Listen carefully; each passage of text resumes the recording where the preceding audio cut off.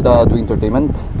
Kasama po natin dito ngayon ang unofficial champion ng Philippine National Games 2023. Wala pong iba kundi ang pride ng Nueva Ecija, specifically ang Llanera Nueva Ecija. Wala pong iba kundi ang dating Best ASEAN Rider 2022 ng Thailand. Wala pong iba kundi si Marcelo Felipe. Hello, thank you sa lahat ng suporta sa amin dito sa PNG. Ilang taon na ba si Marcelo Felipe at parang dinaig mo pa ang mga kabataang nasa edad 20? Sa ngayon, nasa 33 na ako. Medyo nagkakaedad na, pero sabi nga nila, ensayo lang para makasabay sa mga mas bata sa atin. Ilang taon ka noon before, ano? Kasi talagang kita na natin si Marcelo Felipe, marami na sinalihan to ng mga races abroad, ano? At kailan ka ba una pumasok sa 7-Eleven before? Pumasok ako sa 7-Eleven 2013. Kuwan na ako noon, 23 years old. Parang kasabayan mo si Lusum Lim. Oo. Pero mas nauna siyang nagkon sa akin na naging elite rider. Kasi member na siya dati ng national team ako.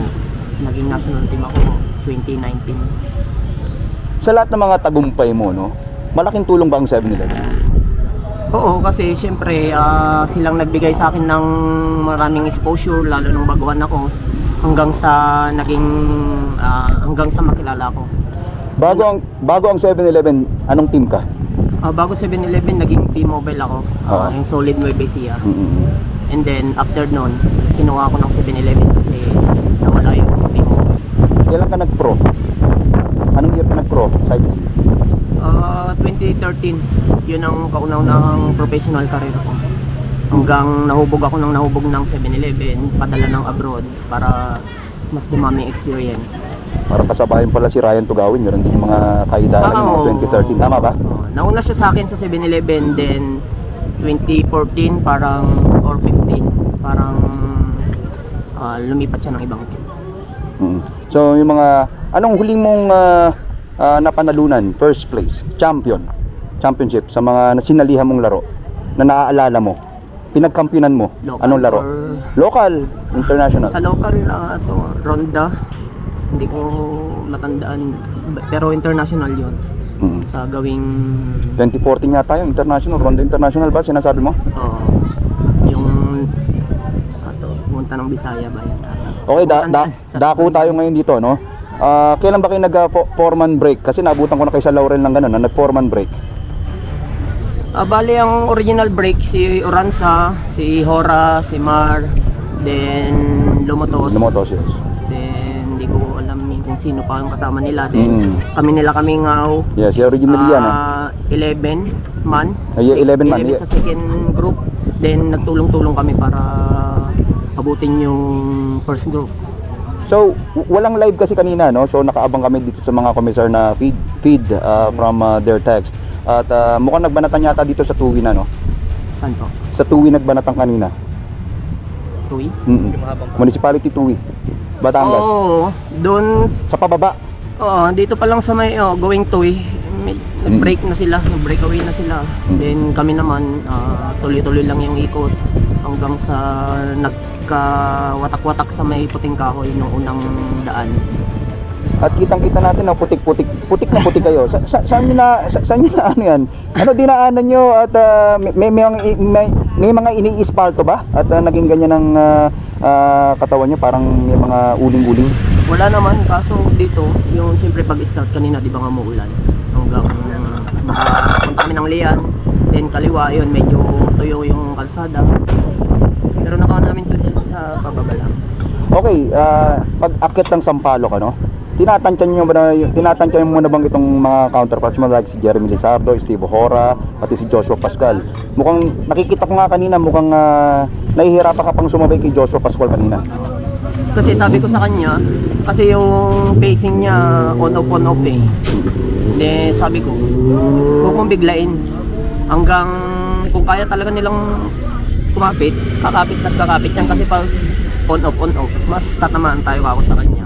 Hanggang sa naging dalawa na lang kami, then dinala ko pa siya ng dinala. Sabi niya, nung kinargaan ko na, sabi niya, ala na. So final 10 mo siya, na final 10 siya nabunot, ano, final 10 kilometers dito sa along the stretch of Sampaloc, ano. So, nung bumitaw na siya talaga yung kahit papaano ay pinakababantayan mo, no? Among the ano. So, nagka-sigh of relief, naginahawakan ka ba ang feeling mo? Nung bumitaw na si Joshua Pascual? Kasi nag-ensayo kami, kasama ko yung mga bago kong katim. Nag-ensayo kami, then last 10 doon kami nagkargahan talaga. Then yung speed or power naman kaya kong tutukan sa mga yung sa katim ko. Kaya the last 10, nag-isa na lang ako. Trinay kong i-apply yung nung nag-ensayo kami dyan ng isang araw. Nung bumitaw na tong si kumalas itong si Joshua Pascual, so wala ka ng problema, no? Inisip mo ba na baka magkaroon ka pa ng biglaang cramps? Oo, siyempre. Kasi last 10, andun pa rin yung... Siyempre, wala pa tayo sa finish line eh. Kaya sabi ko, medyo... It's not over till it's over. Oo, medyo may kaba pa rin ako kasi siyempre hindi pa ako tumatawid ng guhit. Lalo kanina, kumuha ko ng pagkain sana ako kaso nahulog. Sabi ko, parang di ako aabot paglabas ko dito. Kaya ako, bahala na kung abutin kasi last 20, hindi ko matandaan kung anong taon yun nung inabot ako dyan. Ni Jonel, saka ni Kamingaw. 2022 yun? Oo, tumukod ako. Kaya sabi ko sa sarili ko, baka maulit-ulit yun. Kaya sige lang ako ng sige kanina, hindi ko na nililingon ng sa likod. Yung tinutukoy mo yata National Road Championships, yung kasama si Pareha? Second year ko sana yun na national champion, kaso naagaw sa akin ni Carcueva.